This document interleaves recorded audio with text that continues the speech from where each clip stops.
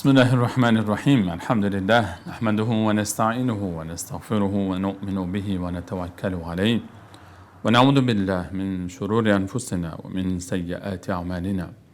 من يهد الله فلا مضل له ومن يضلله فلا هادي له ونشهد أن سيدنا ومولانا محمدا عبده ورسوله. اللهم صل على محمد وعلى آل محمد كما صليت على إبراهيم وعلى آل إبراهيم إنك حميد مجيد وبارك على محمد وعلى آل محمد كما باركت على إبراهيم وعلى آل إبراهيم إنك حميد مجيد. عرض سلام دارم و ادب و احترام خدمت همه شما گرامیان. امیدوارم هر کجا که هستید در تلاوت آیات الله متعال در قرآن کریم و تفکر در معانی آن و عمل به دستوراتش هر روز و هر لحظه زندگیتان در عبادت او تعالی زیباتر از روزها و لحظات گذشته آن سپری گردد. الله رو به نهایت سپاس به خاطر همه نعمت‌هایش و از اینکه یک بار دیگر این توفیق رو نصیب راه ما قرار داد تا به همراه شما گرامیان در پای رحل قرآن کریم گرد هم بیایم تا تلاوتی داشته باشیم و تدبری در آیات دیگر از کلام الله رحمان. در درس‌های گذشته به همراه شما گرامیان تا 187 از سوره مبارکه البقره رو پیش رفتیم و این آیات رو 187 آیه اول رو به همراه شما تلاوت کردیم و به همراه شما گرامیان درباره معانی این آیات سخنی داشتیم. در آیه 187 و چند آیه قبلش از آیه 183 الله متعال برای ما موضوع روزه و رمضان رو اشاره فرمود و درباره رمضان و روزه صحبت فرمود و درباره اینکه این روزه برای امتیان گذشته هم بوده است و احکامی از روزه رو برای ما اشاره فرمود. استثناءاتی که در روزه گرفتن برای مسلمانان وجود دارد، چه کسانی می توانند که فدیه بدهند، چه کسانی می توانند که روزه رو بعداً بگیرند، مسافر، مریض.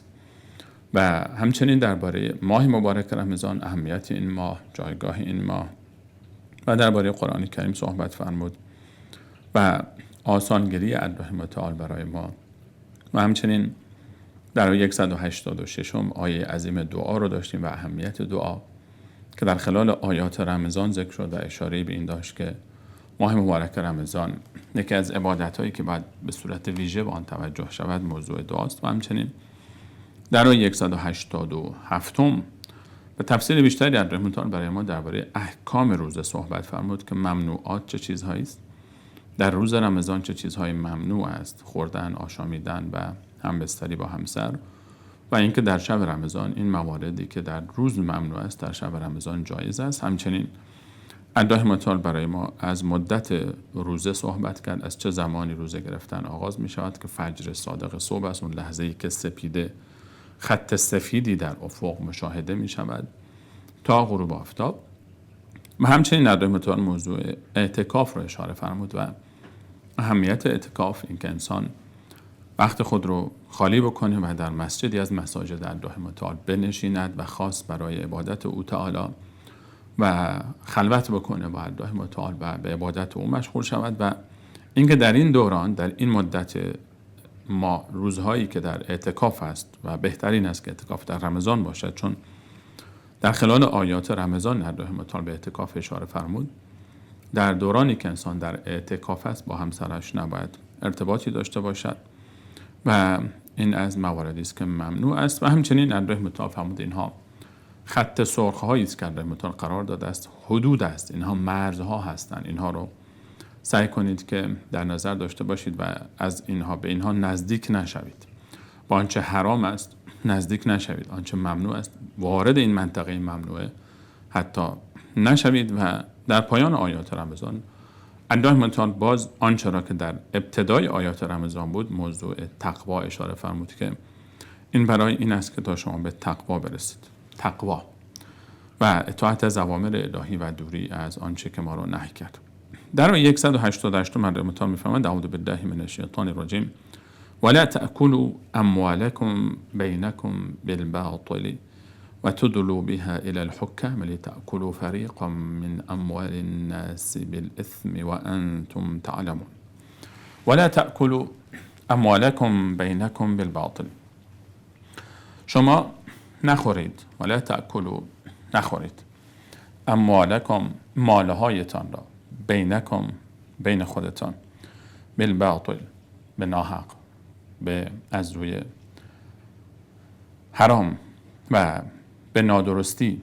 الله متعال اینجا در ادامه آیاتی که خطاب به مؤمنین در ماه مبارک رمضان بود میفرماید نخورید مالهایتان را بین خودتان به ناحق. خطاب باز هم ادامه خطاب به مؤمنان هست. شبیه همین تعبیر رو ما در سوره مبارکه نساء با تعبیر یا ایها الذین آمنو داریم. در ابتدای تعبیر در آیه 29 سوره مبارکه نساء الله متعال میفرماید یا ایها الذین آمنو لا تأكلوا اموالکم بینکم بالباطل الا ان تكون تجارة عن تراض منكم ولا تقتلوا انفسكم ان الله كان بكم رحیما. آنجا در سوره مبارکه نساء آیه 29 هم الله متعال با خطاب یا ایها الذین آمنو این تعبیر رو ذکر میفرماید. ابتدای اون آیه با یا ایها الذین آمنو هست. اینجا چون در عطف بر آیات گذشته است که خطاب به یا ایها الذین آمنو بود در آیه 183 دیگه این واو عطف است، اونجا دیگه یا ایها الذین آمنو ذکر نشده اینجا، اما اون معنی رو در خود داره. یعنی ابتدای این آیه با ابتدای آیه 29 سوره مبارکه نساء شبیه هم هست، یعنی محتوای ابتدایشون یکی است که لا تأکلوا اموالکم بینکم بالباطل. شما مالهای خود رو بین یکدیگر به باطل نخورید. در ابتدا قرار گرفتن این آیه در سیاق آیات ماه مبارک رمضان، بعد از آیات ماه مبارک رمضان، بعد از آیاتی که مرتبط به روزه است، یک اشاره لطیفی به این موضوع دارد که بعد از اینکه در پایان آیه قبل که پایان آیات رمضان بود فرمود لعلهم یتقون، تا باشد آنها کسانی که روزه میگیرن اینها به تقوا برسن. روزه باید انسان رو به این درجه برساند. رمضان روزه گرفتن باید انسان رو به این درجه برسانه که به تقوا برسد، اوامر الهی رو اطاعت بکنه و از آنچه کرده متعال ما رو منع کرده خود رو دور بکنه. در ادامه میفهمد مالهای خود را با یکدیگر در بین یکدیگر به باطل نخورید، مال دیگری را به ناحق نخورید. روزه تمرینی بود برای ترک آنچه که حلال است. ما در روز رمضان آنچه را که در شبهای رمضان حتی برای ما حلال هست، چه برسه در غیر رمضان، ما در روز رمضان آن رو ترک میکنیم، منع میکنیم خودمون رو از خوردن آنچه برای ما حلال است و حتی از نوشیدن آب که حلال ترین حلال هست. ما خودمون رو منع میکنیم از خوردن حلال، از فعل حلال در روز رمضان تا به طریق اولا در غیر رمضان خودمون رو از خوردن حرام منع بکنیم. ما وقتی که در ماه مبارک رمضان حلال رو نمیخوریم، حرام که همیشه حرام است، نباید اصلا اون رو بخوریم، نباید اصلا بهش نزدیک بشیم. اینجا متصل بعد از آیات رمضان صحبت از این هست که مال یکدیگر رو به ناحق نخورید. چطور میشه که تو به عنوان یک مسلمان روزه میگیری، در طول روز رمضان اون لحظه آخر سر سفره افطار نشستی، منتظری تا اذان بشه، پیش روی شما خوراکی هست، پیش روی شما نوشیدنی هست، تشنه‌ای، گرسنه‌ای، یک خرمایی رو حتی قبل از اذان دادن به دهان نمیگذاری، یک لیوان آبی رو، یک جرعه آب هم قبل از اذان نمی نوشی، میگی ممنوع هست، حرام هست در روز رمضان من اینها رو بخورم، برای من حلال نیست اینها رو فعلا بخورم تا لحظه‌ای که اذان داده میشه، ممنوع است، روزه من باطل میشه. شمایی که حلال رو در روز رمضان انقدر حساس هستی، چطور میشود که یک دفعه نسبت به حرام حساسیت شما کم میشه؟ تعجب اینجاست که انسانی که روزه گرفته است روز رمضان حاضر نیست که یک لیوان آبی که حلاله بخوره، یک غذایی که حلاله بخوره، اما همین آقا در روز رمضان مال دیگران رو میخوره. همین آقا در شب رمضان حرام خوری میکنه، حق دیگران رو به ناحق نادیده میگیره، گناهان دیگری رو انجام میده، چشمش رو کنترل نمیکنه، گوشش رو کنترل نمیکنه، زبانش رو کنترل نمیکنه. چطور میشه؟ یعنی این تناقض رو الله متعال میفهمد برای خودتون، این تناقض رو با شخصیت خودتون کنار بیارید، این تناقضات رو کنار بگذارید.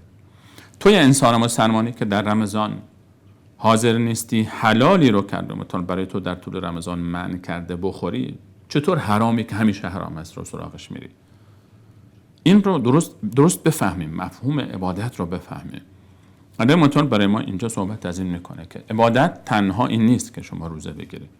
ببینید آیاتی که اینجا ذکر میشه پشت سر هم، آمیختگی آیات مختلف با هم. ما از آیه 177 که آیه معروفی لیس البر بود، اونجا خدای متعال شروع کرد برای ما برداشت درست از دین رو معرفی فرمود. بعد آیات قصاص آمد، بعد آیات میراث آمد، وصیت آمد، بعد آیات رمضان آمد، بعد اینجا دوباره صحبت از خوردن مال حلال هست، نخوردن مال حرام هست.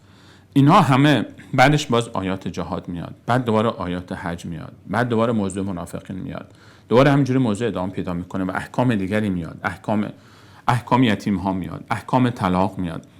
این آمیختگی رفتارهای مختلف، بخشهای مختلف زندگی ما با هم در سوره مبارکه بقره همه نشان از این دارد که همه اینا عبادت است. رفتار اجتماعی شما عبادت است، تعامل شما با دیگران عبادت است، معاشرت شما عبادت است، معاملات شما عبادت است. عبادت تنها این نیست که نماز و روزه و زکات و حج باشد. در خلال همین آیات نماز، آیات روزه، آیات حج ما می‌بینیم که خدای متعال صحبت از اخلاق میکنه، صحبت از موضوعات اجتماعی میکنه، صحبت از تعامل ما با دیگران میکنه، صحبت از مال دنیا میکنه. این آمیختگی آیات با هم نشان از این داره که همه اینها با هم دین است. از همون آیه 177 که آیه بر معروف بود، خدای متعال برای ما دین رو معرفی کرد که برداشت صحیح دین این است که شما هم بحث اعتقاد درست باشه، هم بحث عبادت‌های شما درست باشه، هم بحث معاملات و معاشرات شما درست باشه. هر سه اینها دین است. اخلاق جزء دین است، معاشرات و معاملات جزء دین است، رفتارهای اقتصادی شما جزء دین است، رفتار سیاسی شما جزء دین است، رفتار اجتماعی شما جزء دین است، فکر و باور شما جزء دین است. عبادت‌ها همه هستند. همه اینها با هم، آمیختگی این عبادت‌ها با هم نشان از این داره که همه اینها عبادت است. همه اینها تقوا است. تقوا فقط این نیست که شما روزه بگیری، در طول روز رمضان آب نخوری، غذا نخوری. نه این نیست، تنها این نیست. به طریق اولا آنچه که حرام است و نباید انجام بدی شما. این برداشت درست رو علامت رو ما یاد میده. عبادت، دین فقط در رمضان نیست. دینداری فقط در روز رمضان نیست، در شب رمضان هست، در خارج از رمضان هست، در طول سال هست. دین فقط یک بعدی از زندگی ما نیست. دین فقط داخل مسجد نیست. دین فقط ماه رمضان نیست. دین تمام زندگی توست. در طول زندگی، هر روز زندگی تو، هر لحظه زندگی تو دین است. دین برنامه زندگی است. همه اعمال تو، رفتار تو، فکر تو، گفتار تو با خودت، با دیگران، همه اینها در چارچوب دین تعریف میشه. همه اینها را اگر درست انجام بدی عبادت است. اگر نادرست انجام دادی گناهکار میشی. خدای متعال میفهمد ولا تأکلوا اموالکم بینکم بالباطل. دقیقاً بعد از آیات روزه خدای متعال صحبت از رفتار درست اقتصادی میکنه. یعنی تعاملات اقتصادی خودتون رو در جامعه اصلاح کنید. ای کسی که روزه رمضان میگیری، ای کسی که حاضر نیستی در روز رمضان یا روزهایی که روزه میگیری آب هم بخوری، به طریق اولا نباید مال دیگران رو بخوری، حق دیگران رو بخوری، حق دیگران رو باید پرداخت بکنی. این هم جزء دین است. این دین است. ولا تأکلوا اموالکم بینکم بالباطل. ولا تأکلوا، نخورید. اینجا مراد از نخورید یعنی صاحب نشوید. ما در فارسی هم استفاده میکنیم، میگیم که خوردن مال دیگران. مراد از خوردن مال دیگران فقط خوردن نیست، یعنی اینکه طرف بخوره. مثلا میگیم زمین فلانی رو خورد. خب زمین فلانی رو خورد این معنی نیست که رفته باشه خاکای اون رو شروع کرده باشه بخوردن. خانه فلانی رو خورد، مال فلانی رو خورد. اینجا مال فلانی رو خورد کنایه یعنی از صاحب شدن است. ولا تأکلوا، صاحب نشوید. چون عادتاً برای تلاش همیشه برای خوردن است. یعنی انسان عادتاً تلاش میکنه مال به دست بیاره تا از اون برای خوردن استفاده بکنه و لذت ببره از این مال. اما مراد اینجا صاحب شدن است. ولا تأکلوا، صاحب نشوید اموالکم، مالهایتان را، بینکم، بینتان، بالباطل، به ناحق، به حرام. از راههای غیر مشروع مال یکدیگر رو صاحب نشوید. یک نکته لطیفی در تعبیر اموالکم هست. نفرمود ولا تأکلوا اموالهم، نخورید مالهای دیگران رو فرمود اموالکم، مالهای خودتان را. ای مسلمانان، شما یک گد واحد هستید، شما یک پیکر واحد هستید، شما با هم برادرید، شما با هم خواهر و برادرید، شما یک مجموعه هستید، با هم خواهرید، خانم‌ها با هم برادرید، آقایان با هم خواهر و برادرید. شما یک مسلمان عضوی از این خانواده است. شما باید طوری رفتار بکنید با مال دیگران که گویی مال خود شماست. همونطور که با مال خودت رفتار میکنی، با مال دیگران همونطور رفتار کن. همونطور که برای مال خودت دلسوزی داری، دقت میکنی، رعایت میکنی، از دست نره، حیف نشه، تباه نشه، ضایع نشه، با مال برادر مسلمانت هم باید همینطور رفتار بکن. وقتی که با یک دیگر تعامل داری در بحث‌های اقتصادی، با او دقیقاً همون جوری که دوست داری با تو رفتار بشه همونطور رفتار کن. رسول الله علیه الصلاة و السلام فرمود لا یؤمن احدکم حتی یحب لاخیه ما یحب لنفسه. ایمان یک کدوم از شما کامل نمی شود تا وقتی آنچه را که برای خود میپسندی برای برادر مسلمانت هم بپسندی. معنای دیگرش اینه که آنچه برای خود نمیپسندی نباید برای برادر مسلمان خودت هم بپسندی. ولا تأکلوا اموالکم. البته در آیات مختلفی تعبیر اموالکم اینجا فرمود مالهایتان رو، مال برادرت مال تو انگار.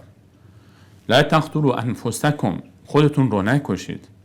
نفرمود دیگران رو نکش. یک برادر مسلمان رو که بکشی انگار خودت رو کشتید، خودت رو در معرض قصاص قرار میدید.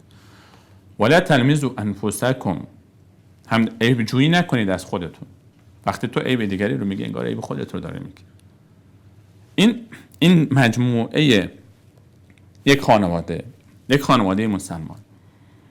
انما المؤمنون اخوتون، مؤمنان با هم برادرند. این درک و شعور و فهم باید در بین ما ایجاد بشه. برادر مسلمان من برادر دینی من هست. من نباید برای او آنچه را برای خود نمیپسندم برای او بپسندم و باید آنچه برای خود میپسندم برای او هم بپسندم. من چطور دوست دارم با من رفتار بشه، همونطور با او رفتار کنم. چطور دوست دارم با مال من رفتار بشه، با مال اون اینطور رفتار کنم. چطور دوست دارم با ناموس من رفتار بشه، با ناموس اونطور رفتار کنم. چطور دوست دارم با آبروی من، با مال من، با جان من رفتار بشه، همینطور با آبرو، جان و مال دیگران رفتار بکن. ولا تأکلوا اموالکم بینکم بالباطل. اموال خودتون رو بین یک دیگر به ناحق نخورید، از راه‌های نامشروع، از راه‌های نادرست. معامله میکنید، تجارت میکنید، تجارت شما باید یک تجارت سالمی باشه. در آیه 29 سوره مبارکه نساء در امثال میفهمد یا ایها الذین آمنوا لا تأکلوا اموالکم بینکم بالباطل الا ان تكون تجارة عن تراض منکم. مالهای خودتون رو بین یکدیگر به ناحق نخورید. فقط یک راه اجازه دارید که مال دیگری رو صاحب بشید با تجارتی که هر دو طرف شما راضی هستید، با رضایت دو طرف، با رضایت، با طیب خاطر. مالی که انسان به دست می آورد از کس دیگری یا باید با یک تجارتی باشه که این تجارت یک تجارت درستی باشه و یا اینکه اون فرد به انسان ببخشد، هدیه بده و انسان صاحب بشود. تجارت باید تجارت درستی باشه، تجارت خلاف شرعی نباشه، تجارتی که در اون فریبی نباشه، تجارتی که در اون دروغی نباشه، تجارتی که در اون ربا نباشد. این خوردن مال حرام یک مصادیق بسیار بزرگی داره. یعنی خوردن مال حرام اگه ما نگاه بکنیم در جامعه ما متاسفانه بخش‌های مختلف رو می‌بینیم که تجارت‌ها همه تجارت‌های نادرست است. علامتان در آیات مختلفی از کلام الله مجید درباره تجارت صحبت می‌کنم، بلکه بزرگترین آیه‌ای که در قرآن کریم هست آیه 282 سوره مبارکه بقره که یک صفحه کامل کلام الله مجید رو در بر گرفته، 15 خط هست یک آیه.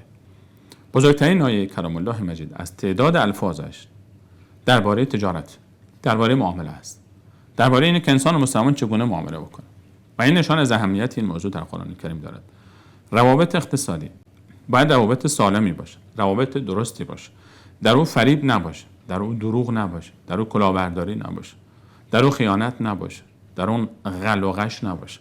و چه بسیار متاسفانه تجارت‌هایی که ما در جامعه می‌بینیم تجارت‌های باطلی هستند. به دست آوردن مال از طریق نادرست است. خوردن مال دیگران از راه حرام است. تجارت‌های باطل، به دست آوردن مال دیگران به صورت نادرست. هر فروشنده‌ای که مالی رو می‌فروشه و به دروغ مالی رو می‌فروشه که این مال خوبی نیست، به دروغ میگه مال خوبی است.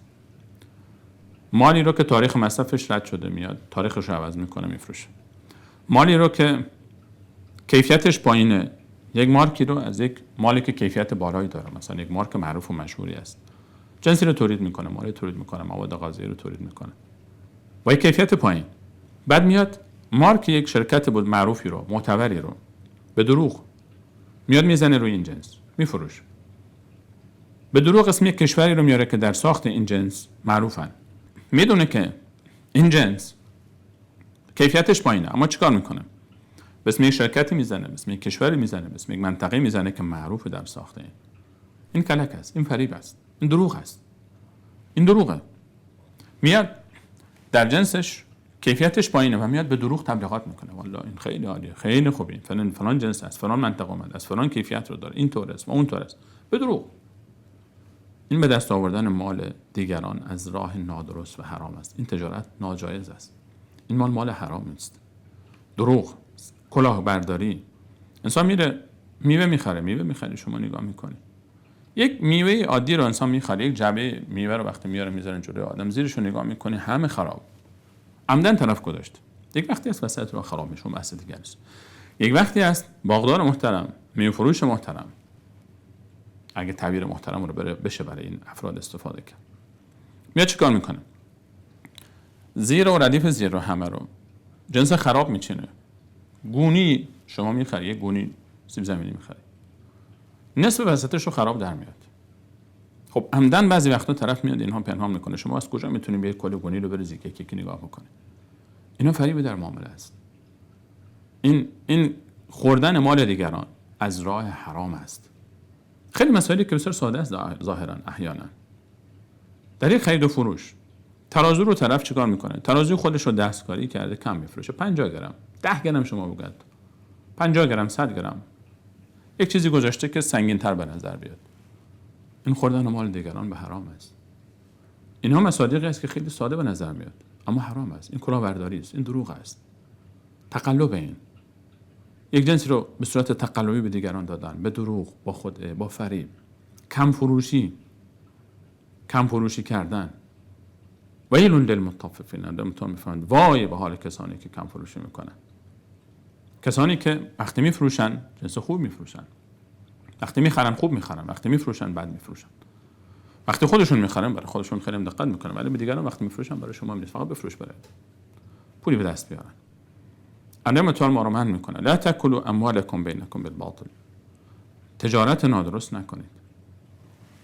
فرد اومده قرار گذاشته با کسی، پول از اون میگیره، بهش قول میده آقا من انقدر به شما تجارت میکنم، انقدر درصد با شما شریکیم. ثروتی رو میگیره، ثروت هنگفتی رو میگیره، میره که تجارت بکنه، چند ماه تجارت بکنه، پول رو قرض میگیره یا به اصطلاح سرمایه گذاری میگیره، میره کار میکنه، تجارت میکنه، سود میکنه، میبینه درآمد زیادی شد. وقتی که نوبت میرسه که این رو بیاد و تحویل بده، منکر میشه. نه تو انقدر به ما پول ندادی. اینم از اونجایی که اعتمادی داشته، صداقتی داشته، دوستی داشته، نه سندی داره نه دلیلی داره، میگه برو شکایت بکن، برو شکایت کن. میدونه که اگر برای شکایت هم بکنه به جایی نمیرسه، شکایتش به جایی نمیرسه، چون سندی نداره، دلیلی نداره. خوردن مال دیگران به حرام.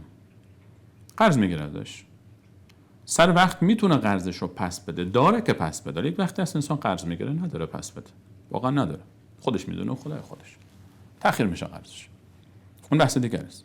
و این کان ذو عسرة فنظیرة الی میسرة، نمیتونم بفهمم اگر کسی قرضی داد، قرضی از شما گرفت، نداشت، بهش مهلت بدید. اما یک وقتی از طرف داره نمیده، به تأخیر میاندازه، داره نمیده، 2 ماه 3 ماه 6 ماه سرمایه رو از کسی گرفته، قرض گرفته، داره ولی نمیده. اینجا دیگه از این بعد هر سودی که از این پول در بیاره برای او حرام است. علی مطلق تعارف نداره باش کسی. خیلی در این مسائل شفاف دین رفتار کرده است. در مسائل مالی خیلی شفاف باید رفتار کرد.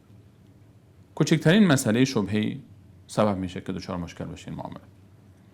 لا تاکلوا اموالکم بینکم بالباطل. شما یک نفری رو میگه آقا بیا این کارو برای من انجام بده، انقدر به شما حقوق میده. وقتی پرداخت حقوقش رو کم بدی، نه انقدر تو کاری به درد نمیخوره، انقدر بد میده. بهانه‌گیری‌های الکی. قرار سر ما بهش حقوق پرداخت بشه، 2 ماه 3 ماه 4 ماه تأخیر میشه. این همه مشکل شرعی داره. اینا دین است. اینا همه جزئی از دین ماست. چرا ما فکر میکنیم دین فقط نماز خوندن، روزه گرفتن است؟ آیات روزه تمام شده، ادامتان مستقیم میفهمند مالتون رو به حرام نخورید. تویی که روزه میگیری رمضان، حاضر نیستی در روز رمضان یک لیوان آب بخوری، چرا مال دیگران رو به راحتی میخوری؟ چرا وقتی شما حاضر نیستی یک خرما رو قبل از اذان به دهان بگذاری در سفره افطار؟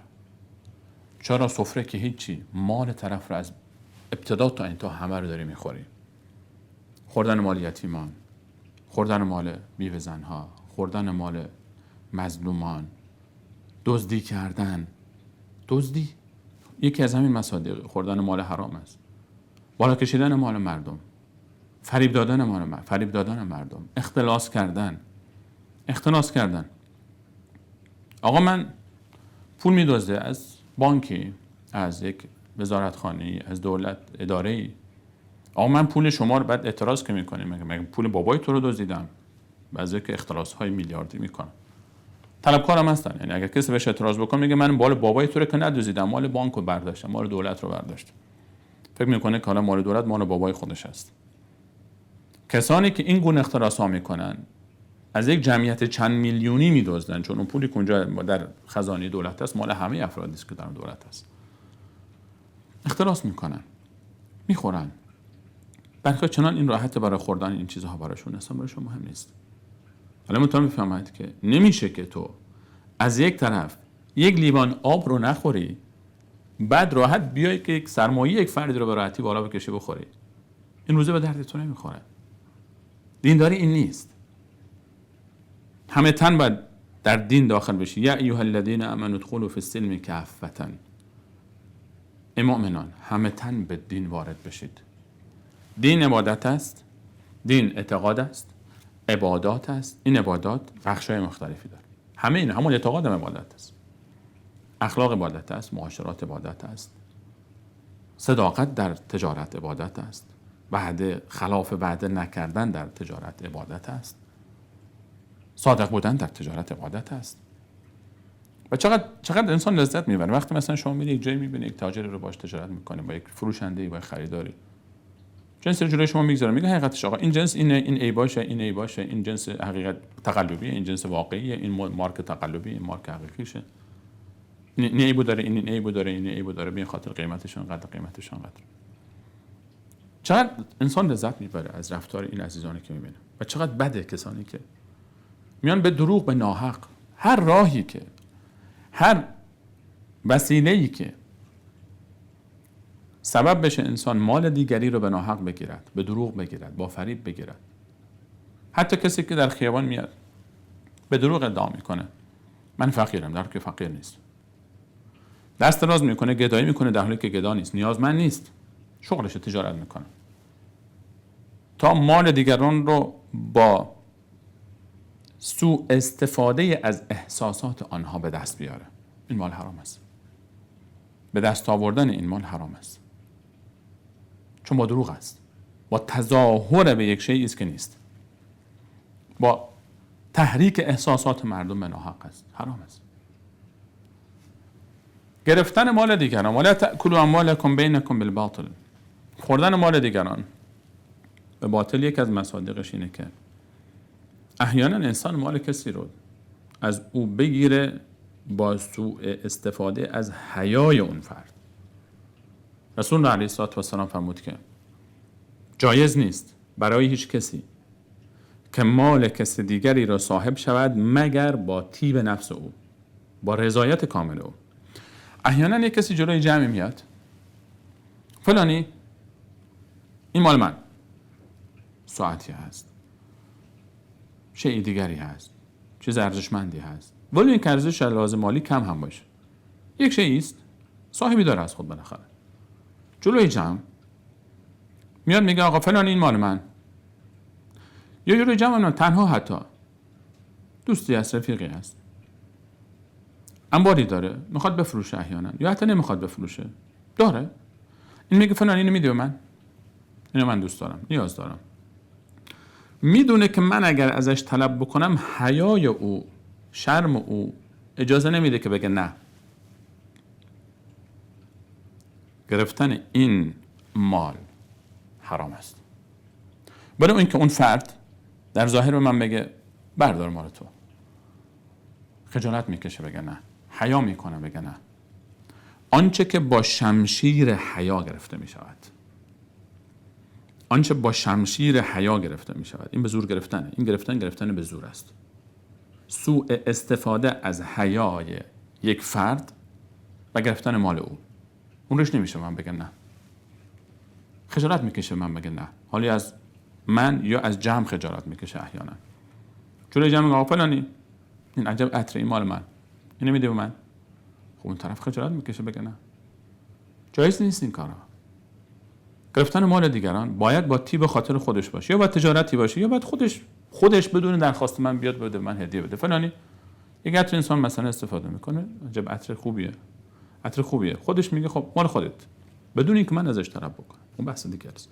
ولی اینکه من روی مال کسی دیگری دست بذارم، مال او رو بخوام بگیرم، با تحت فشار قرار دادن او، سوء استفاده از حیای او، از شخصیت او، از متانت او، این حرام است. جایز نیست این کارا. چقدر این مسائل متاسفانه در جامعه ما نادیده گرفته میشه. حتی این حد موضوع حساس است. تا این حد شریعت این موضوع رو حساس کرده. حتی در شرایطی که طرف در خجالت و شرم قرار میگیره، با حیای خودش به ما میگه بله، هم جایز نیست گرفتن این مال. چه برسه به این که انسان خدایی نکرده دست دراز بکنه، بدزده، اختلاس بکنه، فریب بده، دزدی. قرآن میفرماید والسرقة فاقطعوا ایدیهما. کسی که دزدی میکنه، مرد باشه زن باشه، دستشو قطع کنید، از اینجا ببرید دستشو، ببرید دست. انقدر سنگین این موضوع. اختلاس، فریب دادن. لا تأکلوا اموالکم بینکم بالباطل. مالهای خودتون رو به ناحق نخورید. بعد راضی باشه طرف. بعضی وقتا مواردی هست راضی هست باز ناجایز میشه، مثل ربا.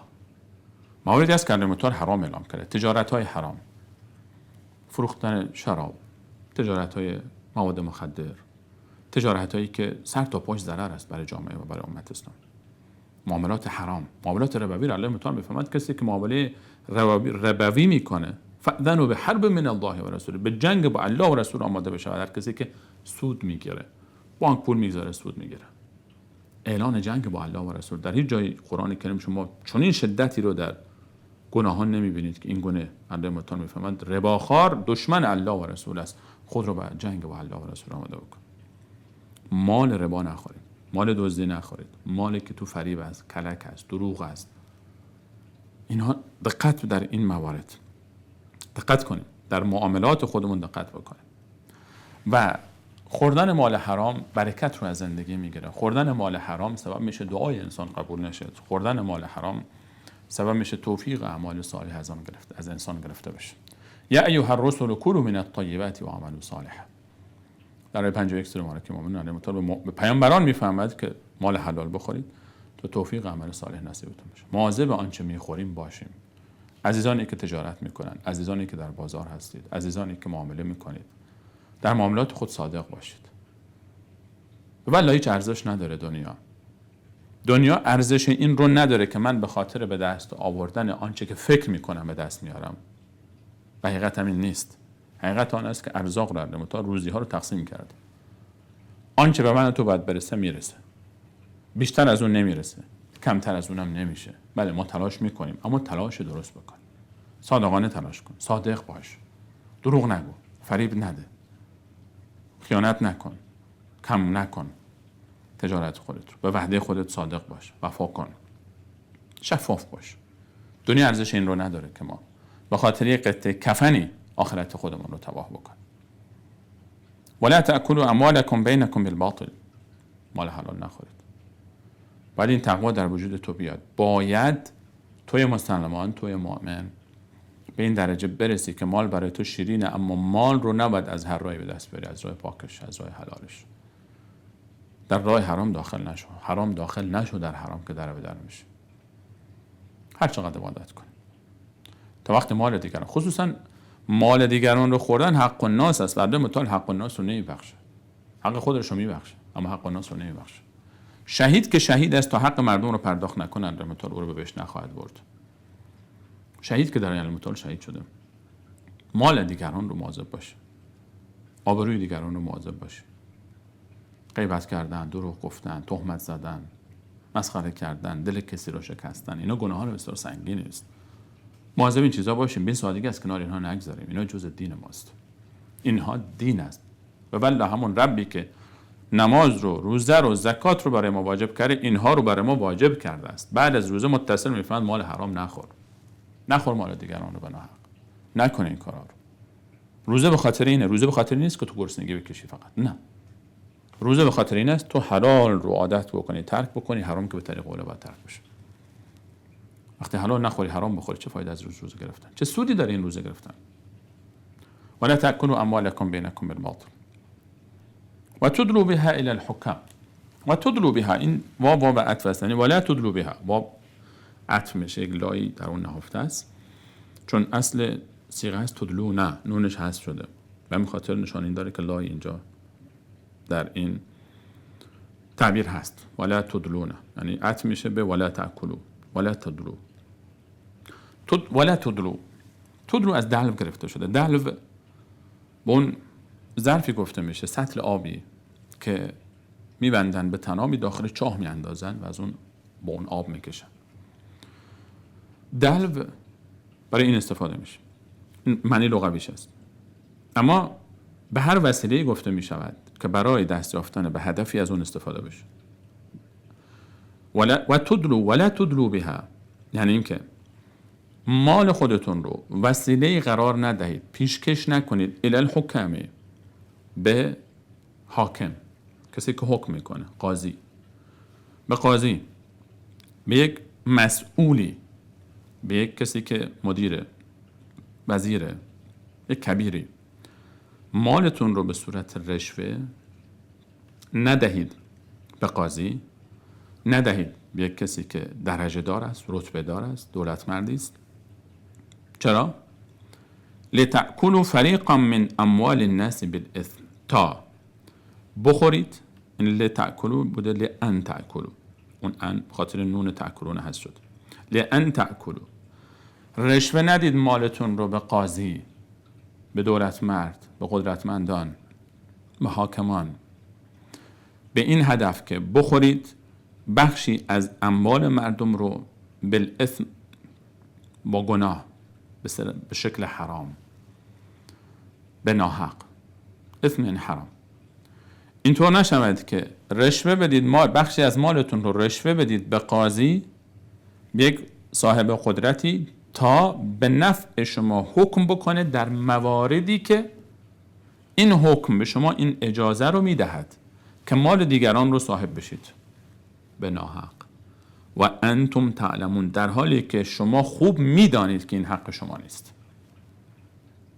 نشود که رشوه بدی به قاضی، به یک قدرتمندی، به یک ثروتمندی، به یک کارمند دولتی که بالاخره رتبه‌ای داره، تا در یک موضوعی به نفع تو امضایی بزنه، حکمی بکنه، تا این حکم، به طریق این حکم تو مال کسی رو صاحب بشی. دعوایی هست، محکمه‌ای هست، طرف میدونه که آقا اگر من این موضوع رو به پرونده رو به محکمه کشیدم، به نفع من حکم می شود، چون طرف مقابل من که مال او پیش منه دلیلی نداره در محکمه، شاهدی نداره، اسنادی نداره، یا بعضی وقتا داره، اما چه میشه؟ اما این یک آقا یک وکیلی میگیره، یک وکیل زبردستی، زبانداری که آشناست به نقاط ضعف و قوت قانون، و بعد میره در دادگاه. اون وکیل چرب زبان زبردست و مکار این ظلمی رو که داره بر این فرد میشه این رو ماسمالی میکنه به تعبیر امروزی توجیه میکنه و میاد از اون ظالمی که مال این رو میخوره حمایت میکنه و میدونه چگونه به نفع اون قضیه رو پیش ببره و پیش میبره. در دادگاه این بیچاره هم که مالش از دست داده، دلیلی نداره، شاهدی نداره، اعتماد کرده به فرد، اعتماد کرده، کل سرمایه‌اش رو بهش داده، دوستش بوده، رفیقش بوده، الان منکر طرف میگه نه همچین حقی پیش من نداره، تو اصلا پولی من ندادی. شاهد داری؟ نه. سندی داری؟ نه. میره دادگاه میگه که قسم بخور که این همچین چیزی رو به تو داده یا نداد. اون کسی هم که مال انسان رو میخوره قسم دروغ هم میخوره، به دروغ قسم میخوره و تمام میشه موضوع. علامه طور میفهمد پرونده های خودتون رو به پیش قاضی نبرید. تویی که مسلمانی ادعای دینداری داری و میدانی در این پرونده‌ای که پیش آمده حق با تو نیست. آقا تو میدونی حق با تو نیست، چرا این پرونده رو به محکمه میکشانی؟ چون طرف شاکی تو دلیل نداره، چون شاهد نداره، چون میدونی اگه پای محکمه وسط بیاد قاضی به نفع تو حکم میکنه. اگر ولو اینکه قاضی به نفع تو حکم بکند، حکم قاضی حرام خدا را برای تو حلال نخواهد کرد، چون تو میدانی حق با تو نیست. لتأکلوا فریقا من اموال الناس بالاثم وانتم تعلمون. نشه که بری رشوه بدی به قاضی، رشوه بدی احیانا که طرف رشوه میده قاضی رو میخره. چه بسیار متاسفانه قاضیایی، وکیلایی که خریداری میشه. وکیل میره با وکیل احیانا ساخت و باخت میکنه. وکیل پرونده شاکی با وکیل طرف مقابل با هم میشینن، آقا چقدر میدی به نفع تو کنار برم. وکیل ها با هم ساخت و باخت میکنن، الله متعال نجات بده از این حکایت. پول میده به وکیل به قاضی، آقا به نفع من حکم کن، انقدر بهت میدم. اونم میره و به نفع این حکم میکنه. قانون رو میدونه که چطور وارد بشه، این دلیلی نداره، شاهدی نداره، سندی نداره، به نفع این حکم میکنه، تمام میشه واسه. یا حتی احیانا رشوه یا نمیده به قاضی، میدونه که طرفش اون کسی که مال او رو میخواد بخوره هیچ دلیلی نداره، این از همون ابتدا طوری پیش برده پرونده رو، نه سندی به او داده، نه شاهدی داشته، نه هیچ چیزی، یک قسم دروغی هم در دادگاه میخوره و تمام. به خیال اینکه قاضی به نفع من حکم کرد و دیگه خیالش جمعه، قاضی به نفع من حکم کرده دیگه من شرعاً دیگه الان مال من است. نه خیر. رسول الله که رسول الله علیه السلام است، از اون عادل‌تر ما مگه داریم روی زمین؟ نه. فرمود که ای انسان ها، ای مردم، خوب گوش کنید، من انسانی هستم مثل شما. بعضی وقتها دو نفر از شما می آیند پیش من، موضوعی رو پیش من مطرح میکنن، شکایت رو پیش من می آورند و من، یکی از اونا احیانا زبان چربتری دارد، مفهوم حدیث است، زبان سخنورتر هست اون فرد، زبان خوبی داره، خوب میدونه که چطور با الفاظ بازی کنه، چطور دلایل رو به نفع خودش بچرخونه. من اگر احیانا کسی آمد پیش من و به نفع اون کسی که من خب ظاهر قضیه رو میبینم دیگه، رسول الله علیه السلام ظاهر آنچه رو میشنید حکم میکرد، اگر من ظاهر قضیه رو دیدم به نفع کسی حکم کردم و اون میدانست که به نفع اون نیست حکم من، یعنی نباید به نفع او حکم میکردم اما با الفاظ بازی کرده، اما دلایل رو پیش کرده، دروغ‌هایی به من گفته احیانا، خب رسول الله که عالم غیب نبود. اگر ولو این که من به نفع یکی از شما حکم کردم و اون میدانست که حکم به نفع اون نیست، اگر من به نفع او حکم کردم، این مال برای او حلال نمی شود، بلکه قطعه از آتش است که می خورد. حتی رسول الله علیه السلام فرمود اگر من پیامبر هم در مسئله‌ای که خود شما میدانید به نفع شما نیست اما به عنوان حاکم پیش من آمدید، من چیکار میکنم؟ من دلایل رو نگاه میکنم، از باطن که رسول الله خبر نداشت کی راست میگه کی دروغ میگه. احیانا کسی می آمد دروغ میگفت و این دروغی که میگفت این اتفاق میافتاد. یهودی آمد دروغی گفت. رسول الله علیه السلام فرمود اگر من درباره کسی حکم کردم و خودش میداند حق با اون نیست، به قضاوت من دلخوش نکند که دیگه حلال شد برای او، نه، این حرام همچنان حرام باقی میماند برای او. قاضی اگر حکم هم بکنه، حکم برای کسی که میدونه حق با اون نیست، با حکم قاضی برای او حلال نمی شود، این حرام. دل خوش نکنه به اینکه قاضی به نفع من حکم کنه. آقا این محکمه رفتیم، محکمه به نفع من حکم کرد، من دیگه چی بگم دیگه؟ وقتی محکمه حکم کرده دیگه مال منه. نه، دل خوش نکن که محکمه روی زمین به نفع تو حکم کرد. محکمه عدل الله متعال به نفع تو حکم نمی کند وقتی خودت هم میدونی حق با تو نیست. هیچ کسی ندونه، تو که میدونی. یستخفون من الناس ولا یستخفون من الله. ادعی هستن که از انسان ها مخفی میکنن حقیقت رو، اما از الله متعال که نمیشه مخفی کرد. یک دادگاه دیگری پیش الله متعال دارن این دو نفر. اون موقع الله متعال است که اون موقع میداند چگونه باید رفتار کند. نشود الله متعال میفرماید که مال رو اینگونه بخورید بروید پیش قاضی، نه برید پرونده ها رو پیش قاضی. آقا تو میدونی حق با تو نیست، خلاص. اگر مسلمانی، اگر مؤمنی، اگر از حساب کتاب آخرت میترسی، اگر از آتش دوزخ میترسی، چه کاریه؟ تو میدونی حق با تو نیست، چرا پرونده رو به دادگاه میبری؟ چرا حق کسی رو به زور میخوای به خود بخوری برای خودت؟ نکنی این کار. رشوه ندید. ولا تدلو بها. تدلو، دلو، اینجا کلمه دلو خیلی مفصل نوشتن کلمه دلو استفاده شده، همون جوری که دلو مخفیانه، یعنی آرام آرام میره داخل چاه که آب با بیارن بیرون. رشوه هم همینطور مخفیانه زیر میزی بی خبر داده میشه احیانا به قاضی و قضات. اون متون میفهمن رشوه ندید. رسول الله علیه الصلاه و السلام فرمود لعنت بر رشوه دهنده و لعنت بر کسی که رشوه میگیرد. با حکم قاضی حلال خدا حرام نمیشود و حرام خدا حلال نمیگردد. این واضح است. وقتی خود فرد میدونه حق با من نیست، حرام است این مال برای من، حکم قاضی برای او حلال نمیکنه، این حرام الله متعال رو، ولو اینکه اون قاضی به فرموده رسول الله علیه السلام خود شخص محمد مصطفی صلی الله علیه و سلم باشه.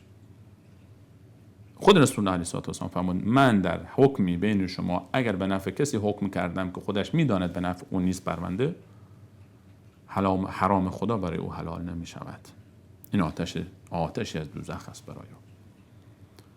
الله متعال میفرماید که این کارو نکنید. در ادامه الله متعال میفرماید یسألونک عن الاهله. آیه بعد 189. بعد از این که آیات رمضان را الله متعال ذکر فرمود برای ما و این آیه 188 هم در ادامه آیات رمضان تأکیدی است بر این که رمضان باید تو را از حرام خواری باز دارد. این خیلی مهم است. بزرگترین درسی که رمضان برای ما دارد منع از خوردن حرام است.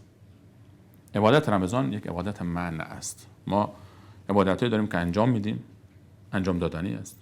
یک عبادتایی است که انجام نمیدیم، چون انجام نمیدیم عبادت است. رمضان یک عبادت منع است.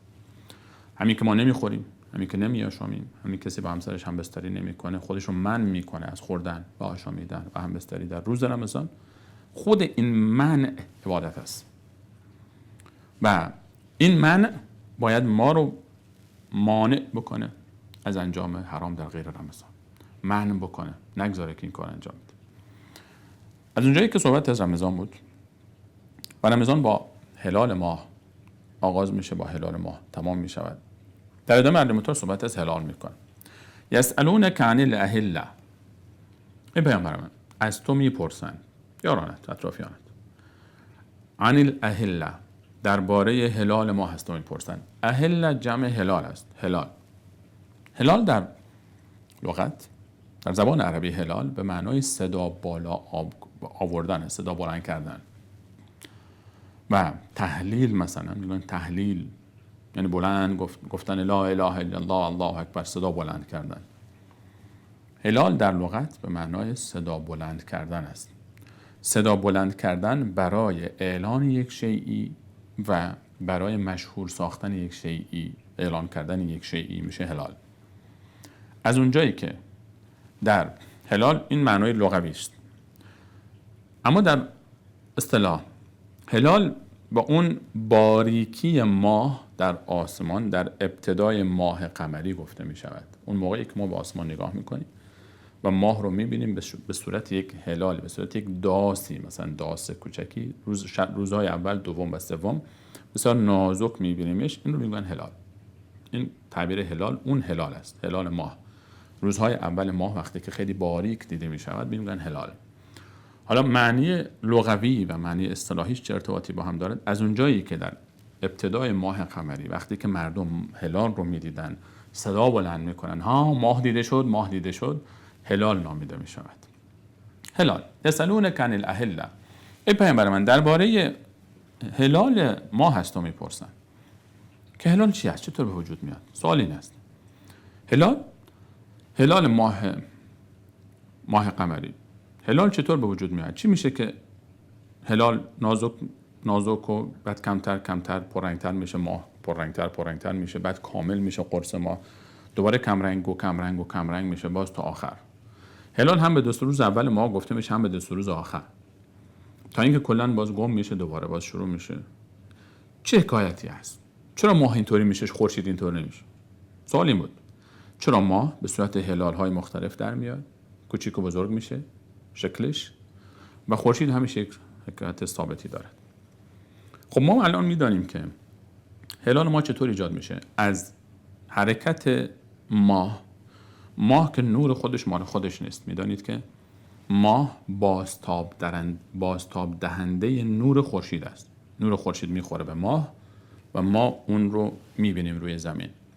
با توجه به شکل قرار گرفتن ماه و زمین و خورشید، از اونجایی که ماه همیشه در حال تغییر است، مکانش در حال تغییر است و چرخه در حال چرخش است و نصف ماه همیشه رو به خورشید است، نحوه قرار گرفتن ماه به نسبت زمین سبب میشه تا ما اون قسمت‌هایی رو که فقط نور خورشید به ماه میتابه ببینیم، قسمت‌های دیگری رو نبینیم، بخش‌هایش رو ببینیم.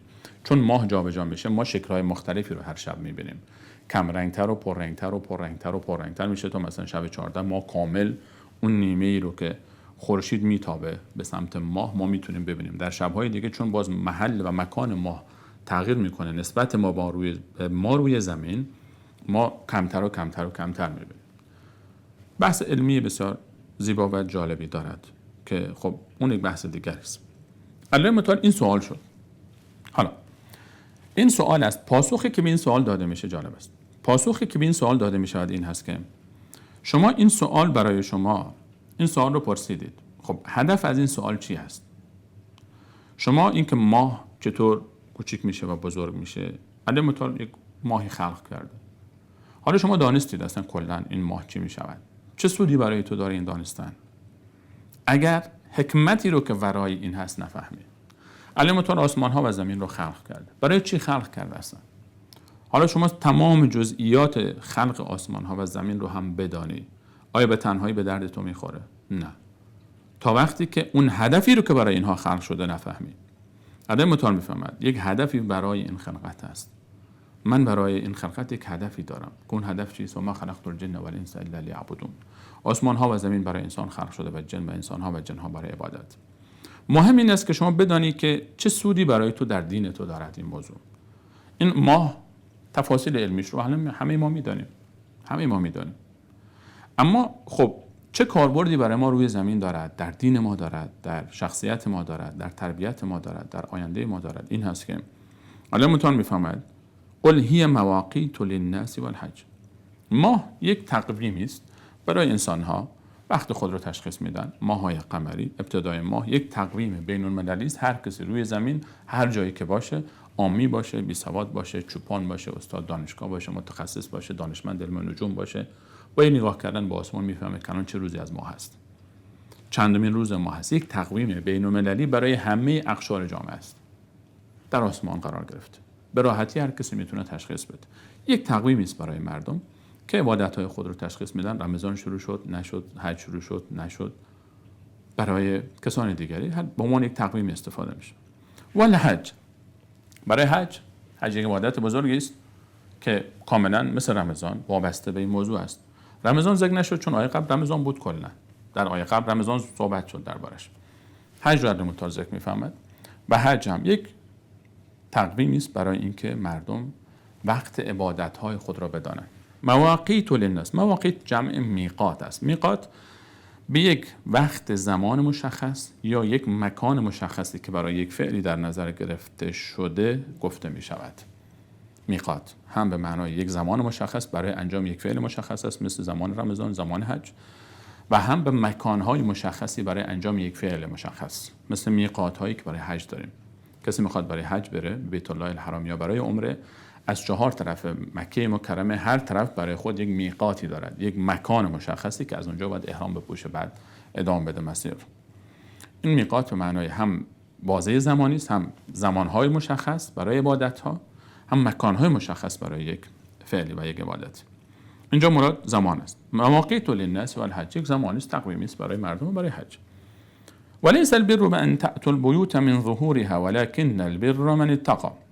نیکی و کاری این نیست که شما از پشت بام خانه ها وارد خانه شوید، بلکه نیک و کاری این هست که شما تقوای الهی رو پیشه کنید. این آیه بخش عجیبی دارد، یک شأن ورودی هم دارد. مشرکین در زمان نزول این آیه غیر از قریش یک رسمی داشتن، اگر احرام می پوشیدن برای رفتن به حج شرکی که قبل از اسلام هم بود و یا برای طواف کعبه، اگر احرام می پوشید فرد میخواست حرکت بکنه، یک کاری براش پیش می اومد، مجبور میشد به خانه برگرده، از در خانه وارد نمیشد، از پشت خانه می اومد داخل، از پنجره داخل میشد و این رسم رو یک عبادتی می دانستن. الله متعال برای ما از اونجایی که صحبت از حج شد و ماه و حج، یک تصور نادرستی رو از عبادت ها زیر سوال میبرد. میفرماید که چون موضوع به حج هم مرتبط است، دینداری این نیست که شما از پیش خودتون یک سری عادت ها، آداب و رسوم نادرستی رو به دین نسبت بدید و اون رو دین بشمارید. دینداری اون چیزی است که الله و رسولش میفرمایند. دینداری اون چیزی است که الله برای شما یاد داده است. این جزئی از دین و تقوا نیست که شما وقتی احرام پوشیده اید یا از حج برمیگردید از در خانه وارد نشید، از پشت بام بیایید یا از پنجره وارد خانه بشوید. ولکن البر من اتقى، دینداری این هست که شما تقوای الهی پیش کنید، دستورات الله متعال رو انجام بدید، آنچه امر کرده انجام بدید، آنچه نهی کرده انجام ندید. آداب و رسوم شما باید در چارچوب شرع بررسی شود. هر چیزی که مخالف شرع است و به رنگ دین بهش دادید باید کنار گذاشته بشه. هر آداب و رسومی که مخالف شرع نیست اشکالی ندارد، اما آداب و رسومی که رنگ دینی به او داده می شود و در دین اصلی ندارد رد میشه. هر شیئی که به اسم دین معرفی بشه، بگن آقا این جزء دین است ولی جزء آداب و رسوم فرد منطقه است، دین این همچین چیزی درباره این نگفته، مسلماتی نیست، نه در قرآن نه در حدیث نه در رفتار صحابه رسول علیه السلام چیزی به نام دین درباره این رسم و آداب وجود ندارد. این رو کسی دین معرفی نکرده. حق نداره کسی این رو به عنوان دین به مردم بخوراند، بقبولاند، انجام بده، یا اگر کسی انجام نداد ملامتش بکنن. یکی از آداب و رسوم است. الله متعال برای ما اینجا یک صحبتی رو مطرح می‌فرماید، یک برداشت نادرستی، دوباره شبیه آیه 177 که فرمود لیس البر، اینجا می‌فرماید ولیس البر بان تأتوا البیوت من ظهورها. نیکوکاری اون چیزی نیست که شما تصور میکنید. از پیش خودتون آداب و رسوم عجیب و غریب رو به دین نچسبانید. رفتار آبا و اجدادتون رو، هر چیزی رو به رنگ دینی بهش ندید. هر رسمی که به نام دین انجام میشه باید اصلی در دین داشته باشه. اگر الله و رسولش گفته بودن قبول کرد، تایید کردن، تایید است، اگر نه رد میشود. این آداب و رسوم شما، این عادت شما که از پشت بام خانه ها وقتی احرام دارید وارد بشید، از پنجره وارد بشید، این قبول نیست. ولکن البر من اتقى، نیکوکاری این نیست. نیکوکاری این است که شما این ظاهرهایی که مخالف شرع است اینو ترک کنید، اطاعت کنید دستور الله و رسول رو، درست بفهمید دین رو. وأتوا البیوت من ابوابها، به خانه وقتی داخل میشید دری داره، از در خانه داخل بشید. چه معنایی نداره شما از پنجره دارید میاد داخل. این دیگه چه دینداری است؟ از خانه از خودش دری داره. وأتوا البیوت من ابوابها، وقتی وارد خانه میخواد بشید در درش وارد بشید. این یه قاعده کلی هم هست. وأتوا البیوت من ابوابها، شما وارد هر فضایی که میشید اونجا از خودش یک چارچوبی داره، یک اصولی داره، یک قواعدی داره. کارهایی که انجام میدید بر اساس عقل انجام بدید، بر اساس یک منطقی انجام بدید، بر اساس اصولش انجام بدید. آقا وارد خانه میخوای بشید دری داره، از در بعد وارد بشین، از پنجره. یک کاری رو انجام میدی از خودش اصولی داره. شما میخوای بری خواستگاری از یک خانمی، خب از خودش اصولی داره، باید با فامیلش، با بزرگترش، با ولیش صحبت بکنی، نه که باش رابطه دوستی برقرار بکنی. این خانه از خودش دری داره، از در وارد شو، نه از پنجره. شما میخوای یک علم رو یاد بگیری، برو پیش متخصصش. یک دری داره این علم، یک متخصصی داره، یک راهی داره، یک اصولی داره، از درش وارد شو. شما میخوای دین یاد بگیری، از درش وارد شو. شما میخواید که تعلیم بدید، از در باید وارد بشه. امر معروف نهی از منکر میخواید بکنی، بعد یاد بگیری امر معروف چیه، نهی از منکر چیه، از خودش یک دری داره، اصولی داره. هر کاری رو انجام بدید بر اساس اصولش، بر اساس یک منطقی، بر اساس یک شیء عقلانی، بر اساس یک سری ثوابتی، یک اصولی انجام بدید. نه اینکه از هر طرفی دلتون میخواد وارد بشه، نه، یک سری اصولی داره، یک سری کار رو درست انجام بدید. وأتوا البیوت من ابوابها واتقوا الله لعلکم تفلحون. تقوای الهی رو پیشه کنید تا باشد که الله متعال شما رو رستگار کند. باز بحث تقوا اینجا مطرح می شود.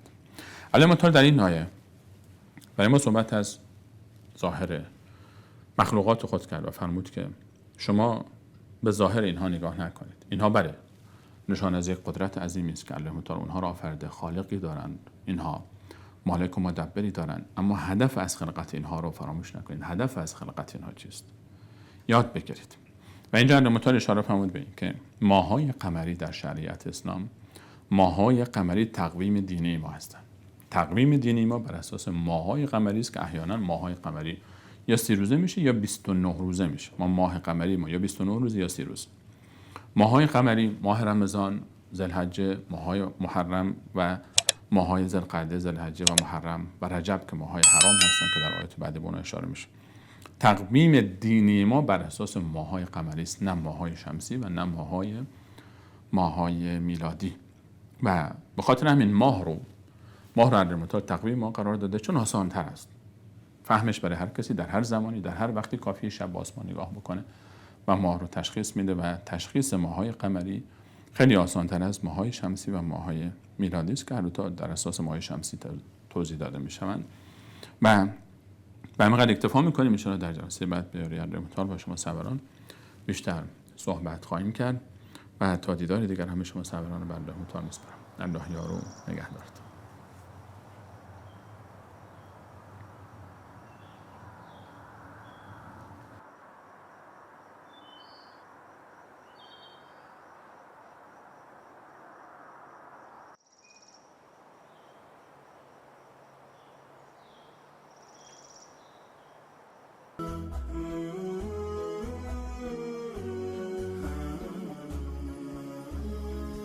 عزیزانی که مایل به دریافت این برنامه جهت پخش در کانال‌های خود هستند با راه‌های ارتباطی زیر مکاتبه نمایند.